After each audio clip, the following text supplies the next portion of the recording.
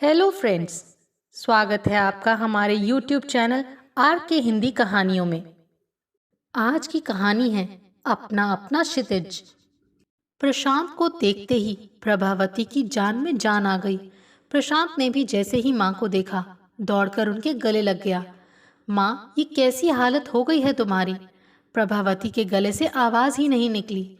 बहुत जोर से हिचकी लेकर वो फूट फूट कर रो पड़ी। प्रशांत ने उन्हें रोकने की कोई चेष्टा नहीं की। इस रोने में प्रभावती को विशेष आनंद मिल रहा था। वर्षों से इकट्ठे दुख का अंबार जैसे किसी ने धोकर बहा दिया हो। थोड़ी देर बाद धीरे से प्रशांत स्वयं हटा और उन्हें बैठाते हुए पूछा, माँ, पिताजी कहाँ हैं? अंदर, वो बड़ी कठिनाई से बोली।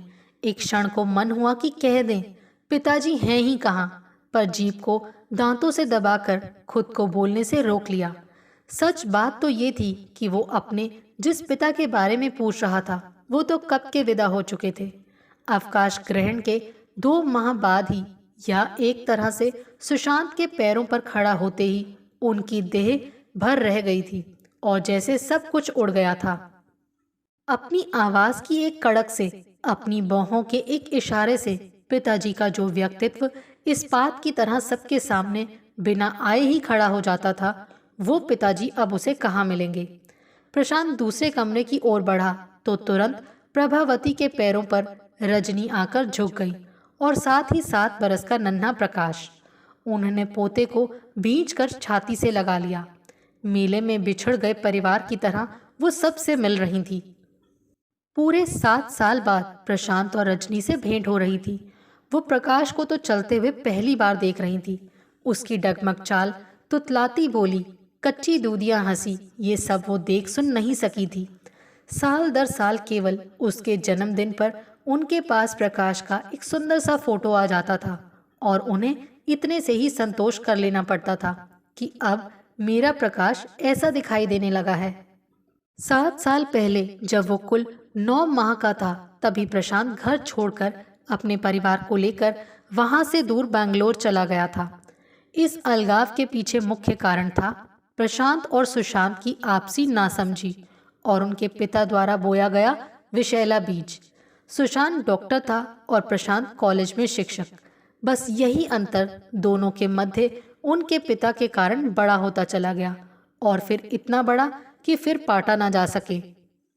उनके पिता सत्यव्रत शुरू से ही चाहते थे कि दोनों बच्चे डॉक्टर बने।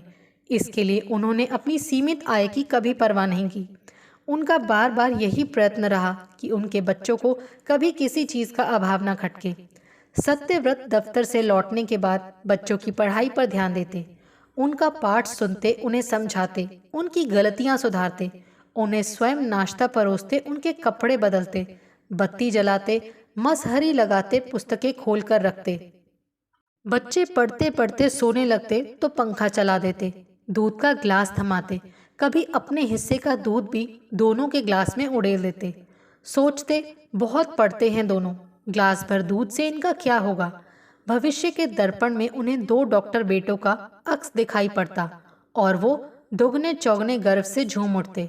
अपने इस सपने को बुनने में बस इसी बात का कोई ध्यान नहीं रखा कि असल में उनके बेटे क्या चाहते हैं, उनकी रुचि किस बात में है, डॉक्टर बनने में या इंजीनियर अथवा कुछ और बनने में। सत्यव्रत इस मामले में एक तानाशाह की तरह थे। जो सोच लिया वो बच्चों को पूरा करना ही है। वो सदा यही सोचकर चलते थे, पर ऐसा हो कहाँ सका। बड़े लड़के प्रशांत को डॉक्टर बनने में कोई रुचि नहीं थी। उसका कविता, कहानियों, पेंटिंग, साहित्य में खूब मन लगता था। कई बार वो पढ़ाई के ही मध्य में आड़ी तिरछी लकीरें खींचता पकड़ा जाता था। कभी रेखा गणित की आकृतियां बनाते बनाते पन्ने पर कविता लिखने लगता था। सत्यव्रत की नजर उस पर पड़ जाती तो जैसे आग में घी पड़ जाता। खूब कस कर धुनाई होती उसकी। खाना बंद कर दिया जाता, उसे सोने नहीं दिया जाता, यहाँ तक कि प्यास से उसका कंठ सूखने लगता, पर वो नल में मुंह नहीं लगा सकता था। वो अक्सर कहा करते, साहित्य, पेंटिंग, कविता भी कोई विषय है? प्रभावती सन्न रह जाती, हाथ जोड़कर कहती, मेरे बेटे को इतना मत सताओ, उसकी तो तारीफ होनी चाहिए कि वो इतनी बढ़िया कहानियां लिखता है। तुम्हें कब अकल आएगी पता नहीं। कविता कहानियां से पेट नहीं भरता। वो चीख कर कहते, जानती हो ना कि कितने कवि और लेखक भूखों मरते हैं। वो इतने से ही बस नहीं करते, कहते, मैं जानता हूँ तुम ही प्रशांत का दिमाग बिगाड़ रही हो, पर अच्छी तरह समझ लो, इसे कवि या शिक्षक नहीं डॉक्टर बनना है। इसका भोजन अभी तो एक दिन ही बंद हुआ है, कभी हफ्ते भर भी बंद किया जा सकता है।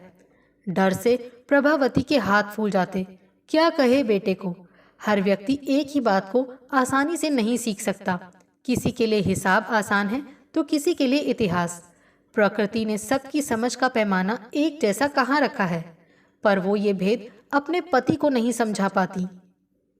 उन्हें तमाशाई बनकर चुपचाप सब कुछ देखना सहना पड़ता। सबसे बुरी हालत तो प्रशांत की हो गई थी। अपनी और पिता की इच्छाओं के मध्य वो झूलता रहता। ना वो कविता लिखना छोड़ सकता था, न पिता की तमन्ना पूरी करने से पीछे हटना चाहता था। दिन रात किताब उसकी आंखों के आगे लगी रहती थी। इसी चक्कर में आंखों पर मोटे फ्रेम का चश्मा चढ़ गया था। चेहरे की चमक खो गई थी। वो किसी से कुछ कहता नहीं था, बस भीतर ही भीतर छटपटाता रहता था। इसके विपरीत सुशांत की आंखों के आगे बस एक ही सपना तैरता रहता था, डॉक्टर बनने का। उसके लिए उसने न पिता से मदद लेने की जरूरत थी न माँ से। प्रशांत को बड़ी तेजी से पीछे छोड़ता हुआ सुशांत अपनी मंजिल की ओर बढ़ रहा था। सत्यव्रत उसे देख देख कर निहाल होते रहते थे। पड़ोसियों में बखान करते और दोस्तों से तारीफ करते न अघाते। सुशांत से तुलना करके वो प्रशांत को नीचा दिखाते रहते। सुशांत प्रशांत से सिर्फ 1 साल ही छोटा था, पर दोनों एक ही कक्षा में थे। दोनों ने एक साथ ही मेडिकल में दाखिले के लिए तैयारियां की थी और साथ ही परीक्षाएं दी थी। नतीजा निकला तो प्रशांत असफल था और सुशांत सफल। सुशांत आगे की पढ़ाई के लिए मुजफ्फरपुर रवाना हो गया। प्रशांत अपनी असफलता के साथ साथ पिता के व्यंग बाणों से घायल अपने कमरे में बंद हो गया। प्रभावती चीख कर बोली थी, इसीलिए तो कहा था, इसे जो राह पसंद है उसी पर चलने दो। जिस पढ़ाई में इसकी रुचि नहीं उसमें धक्के देकर मत चलाओ। इसकी अपनी कोई राह नहीं है। मेहनत से जी चुराने की सजा इसने पाई है। पूरे समाज में इसने मेरी नाक कटवा दी है। तुम्हें कुछ पता है कि क्या करेगा ये आगे? कलम घिसेगा कलम, बस। कौन जानता है कलम घिसते घिसते ये कहाँ से कहाँ पहुँच जाए। सुशांत ने अगर तुम्हारी डॉक्टरी की लाइन पकड़ ही ली है तो क्या हुआ? प्रशांत भी मनचाहे क्षेत्र में कहीं ज्यादा सफल हो। तुम साहित्यकारों कवियों के महत्व को नकारते क्यों हो? ऐसी बहसों से सत्यव्रत प्रभावती की ओर से बेटे को मिलने वाली तरफदारी समझते। वो कहते, मैं उसे राह दिखाता हूँ तो तुम्हें बुरा लगता है। क्या मेरा बेटा नहीं है वो? किसी भी पौधे के विकास के लिए उसकी काट छांट जरूरी है। वो काम मैं भी कर रहा हूँ। प्रभावती को कहना ही पड़ता, पर काट छांट इतनी अधिक न करें कि पौधे का विकास ही ना हो पाए। पर अपनी जिद पर अड़े सत्यव्रत ने प्रशांत से फिर डॉक्टरी में प्रवेश की तैयारी कराई, पर नतीजा फिर वही निकला। तीसरी बार प्रशांत ने जबरदस्ती तैयारी नहीं की। मन में पिता के प्रति एक विद्रोह, एक क्रोध लिए प्रशांत उन दिनों भटकने लगा था। ना वो ढंग से खाता पीता था, ना सोता था, ना ही घर में रहता। देर रात तक वो घर से बाहर रहता, यहाँ तक कि घर के सदस्यों से उसकी बातचीत भी बंद हो जाती। पिता की तो वो सूरत भी नहीं देखना चाहता था। जब सत्यव्रत ने प्रशांत का ये रूप देखा तो धीरे धीरे उसके प्रति उनका रुख बदलता गया। अब वो केवल सुशांत की देखरेख में खोए रहने लगे। प्रशांत की ओर से उनका मन खट्टा हो गया। अपने बेटे के रूप में मात्र कलम घिस्सू की कल्पना न उनसे होती थी और ना ही किसी के पूछने पर उनसे ये परिचय ही दिया जाता था।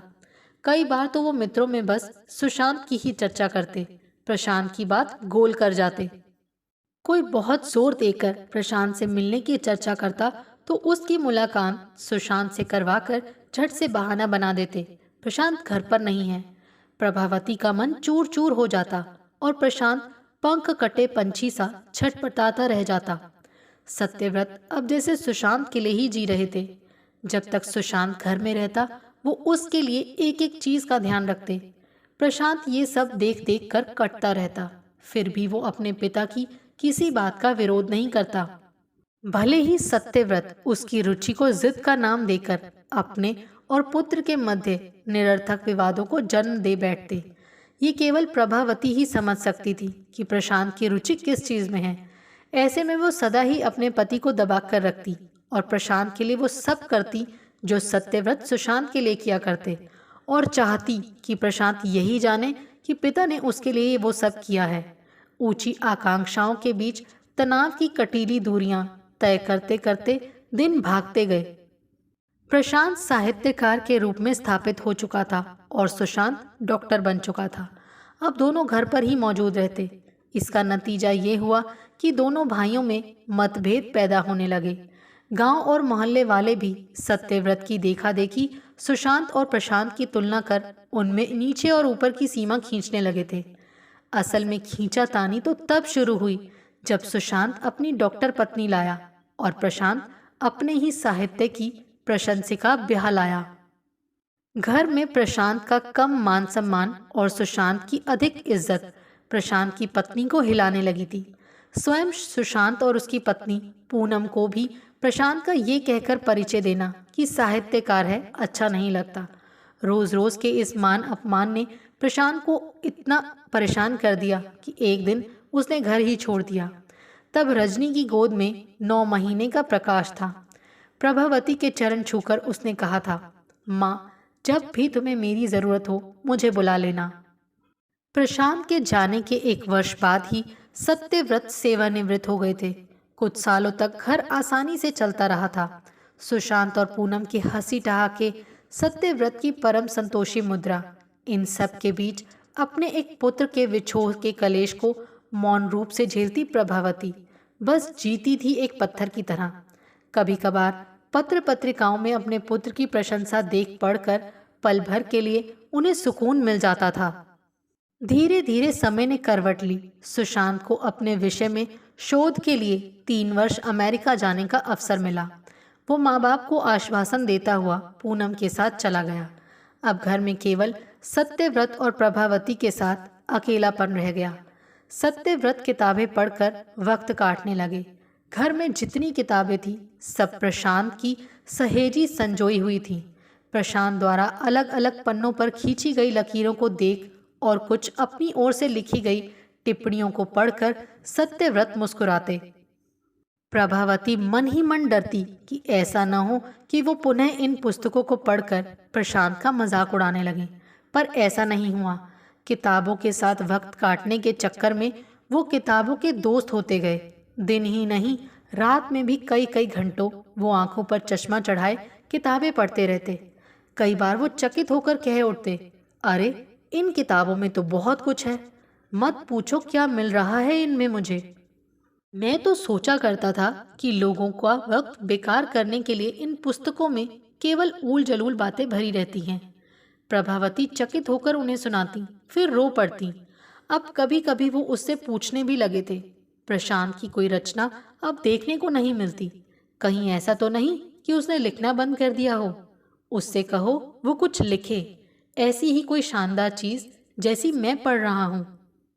कभी कभी तो सत्यव्रत आधी रात को पत्नी को उठाकर कहते, परसों प्रशांत की एक कहानी पढ़ी थी, एक प्रशंसा पत्र उसे अवश्य डाल देना अपनी ओर से, इससे हौसला बढ़ता है। कभी सत्यव्रत पुरानी बातें लेकर बैठ जाते, मुझसे प्रशांत जरूर नाराज रहता होगा। प्रभावती, मैंने उसे बहुत बुरा भला कहा था इससे लिखने पढ़ने के कारण। अब वो खोज खोज कर प्रशांत की रचनाएं पढ़ते। प्रभावती खुश रहने लगी, देर से ही सही। पर सत्यव्रत प्रशांत की सड़ी गली किताबों के ढेर से प्रीत तो कर सके। कभी कभी मन करता कि सत्यव्रत से पूछ ले, लिख दूं प्रशांत को यहीं आ जाए, कितना सूना लगता है मेरा घर, बच्चों के आने से रौनक हो जाएगी। सुशांत की चिट्ठियां आती हैं तो उनसे यही लगता है कि शेर के मुंह खून लग गया है। वो उस पर आए देश का गुणगान ही करता रहता है। ऐसा लगता है जैसे वो वहीं बस जाएगा। पर कह कहाँ पाती, डर लगता कि सत्यव्रत बुरा ना मान जाए, ऐसा ना समझे कि वो उन्हें प्रशांत से पराजित करना चाहती है। शायद किसी दिन स्वयं ही कह दें, प्रभा, प्रशांत को बुला लो, वो भी तो हमारा बेटा है, मैंने उसे बहुत उपेक्षित किया, अब उसका प्रायश्चित करूंगा। पर सत्यव्रत खुद कभी नहीं बोले।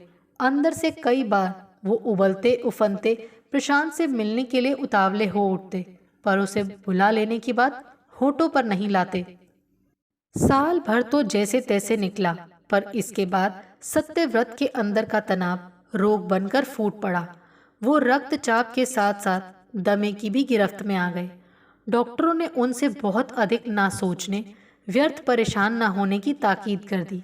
बार बार प्रभावती को भी हिदायतें मिली कि वो अपने पति को व्यस्त रखें और दिमागी तौर पर प्रसन्न रखें। तब प्रभावती स्वयं को रोक नहीं पाई।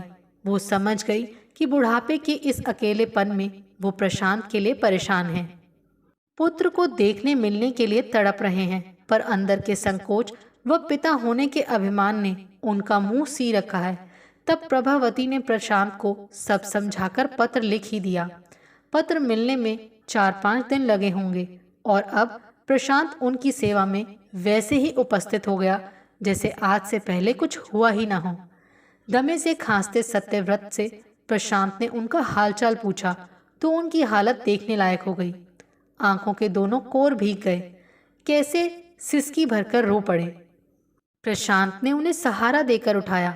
छी पिताजी, रोते नहीं, लीजिए अपने पोते से मिलिए। सत्यव्रत ने प्रकाश को बड़ी जोर से अपनी छाती से भींचकर आंखें मूंद ली। थोड़ी देर बाद रजनी ने उनके पैरों का स्पर्श किया तो वो स्वयं को संभालकर आंसू पोंछने लगे। कुछ मुस्कुराकर उसे आशीर्वाद दिया। प्रभावती सत्यव्रत की ओर बढ़ी और वो प्रकाश को दुलारकर पूछने लगी, कौन सी कक्षा में पढ़ते हो? प्रकाश ने हंसकर बताया, 3री में। खूब, और क्या क्या करते हो? मन लगाकर सितार बजाता हूँ। मैं बहुत अच्छा सितार वादक बनूंगा दादाजी। प्रभावती सन्न रह गई, कहीं सत्यव्रत बिदक ना पड़े। अभी प्रशांत के प्रति जो थोड़ा बहुत पिघलाव शुरू हुआ है वो फिर हिम ना हो जाए। ऐसा हुआ तो वो कभी प्रशांत के साथ रहना पसंद नहीं करेंगे। वो कुछ कहती उससे पहले ही प्रशांत ने थोड़ा झेप कर सफाई दी। क्या कहूँ पिताजी, बहुत चाहता हूँ कि ये पढ़ाई ज़्यादा करे और शौक कम पूरे करे, पर ये मानता ही नहीं। सोचता हूँ कि इसे डॉक्टर बनाकर अपने डॉक्टर ना होने की आपकी शिकायत दूर कर दूंगा। कोई बात नहीं, सत्यव्रत ने सबकी इच्छा के विपरीत प्रभावती से कहा, तुम तो अच्छा सितार बजाती हो प्रभा, तुम इसकी मदद करना। ये भी प्रशांत की तरह हमारा नाम रोशन करेगा। प्रभावती की आंखें भर आईं। प्रशांत ने चकित होकर पूछा, मगर सितार बजाने भर से क्या कर लेगा पिताजी? सत्यव्रत ने बहुत दृढ़ स्वर में कहा, ये सोचना तुम्हारा काम नहीं है। इसके पंख काट कर इसकी उड़ान मत रोको। प्रशांत, जो गलती कल मैं करता रहा उसे आज तुम मत दोहराओ। मन के सुर जिस प्रकार बजना चाहते हैं उन्हें उसी प्रकार बजने दो। ये मत समझो कि ये डॉक्टर इंजीनियर नहीं बन सका तो इसकी उड़ान खत्म हो गई। नहीं बेटे नहीं, ये सोचना बड़ी भूल है। मुझे अफसोस है कि मैं तुम्हारी कला को कोई विकास नहीं दे सका। अगर मैंने तुम्हारी मदद की होती तो आज तुम वहाँ होते जहाँ 20 साल बाद होगे। हम अपनी इच्छा मनवाने के चक्कर में भूल जाते हैं कि जिसे ऊपर उठना होता है वो अपना क्षितिज स्वयं ही ढूंढ लेता है। तुम ही बोलो, सूरज को आकाश में कौन चढ़ाता है? कोई भी तो नहीं, वो खुद ही ऊंचाइयों की तरफ उठता चला जाता है। आपको हमारी ये कहानी कैसी लगी प्लीज़ कमेंट करके ज़रूर बताइए। अगर आप इस चैनल पर नए हैं तो इसे सब्सक्राइब करें और शेयर करें। Thank you.